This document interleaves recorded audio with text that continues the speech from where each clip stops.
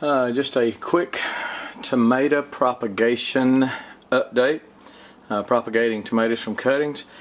The one I showed you in the earlier video, the glass that I was doing, what I call my tomato bouquet. You see, I give my wife stuff. I mean, you know, maybe she doesn't appreciate it like she should, but these are tomato bouquets. I don't know. I don't get it. I'm trying to be a sweet guy. Mushy, you know. Anyway, the ones I did before the water got funky, is I think the correct term, the scientific term. Rancid, but I think funky is the actual scientific term for it. And I think it's because I had too many in there. Now, the first time I did it, I had, I think, 4. Yes, I had 4.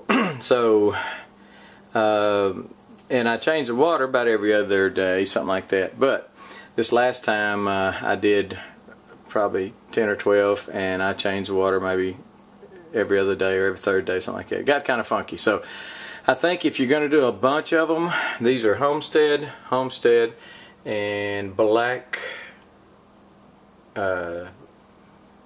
Butcher, Bloody Butcher.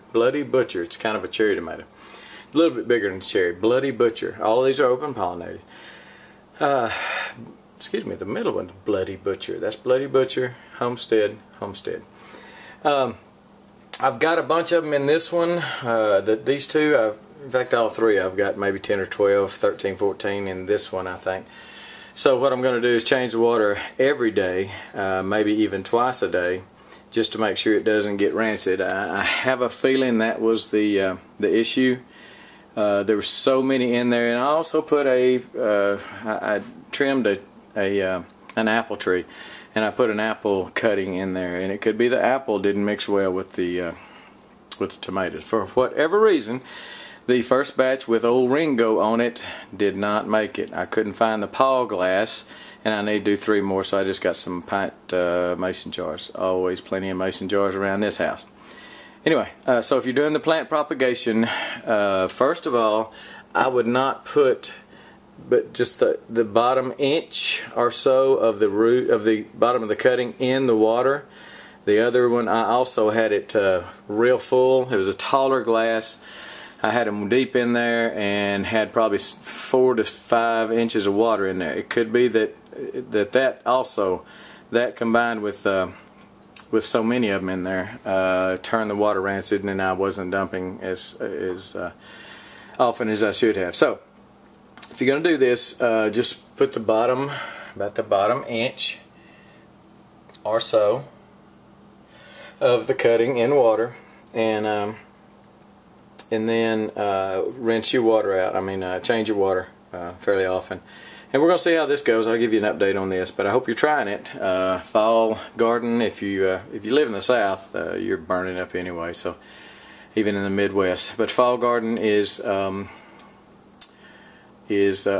upon us, and this is a great way, instead of starting something from seed and watching it grow, going out and try to find plants. And most people don't sell plants for a fall garden, but I'm going to do some updates on fall gardens, because last year my fall garden was better than my spring garden. So if you're not thinking about a fall garden, you need to do that. It can be a real good a real prolific time of the year. And when you're picking, you're not picking in 100-degree heat. You're picking in September, October. It's nice then. So if you've got a long growing season like we do down here, then definitely put in a fall garden. You're going to have to water a little bit, because you're going to be planting it late July, early August, which is wow, hot. It can't get any hotter than it is right now. But anyway, just noticed we're having got a guy looking at us. Oh, wait a minute, that's scare pepper. Never mind. I thought we had a trespasser. We don't. We go. Bye.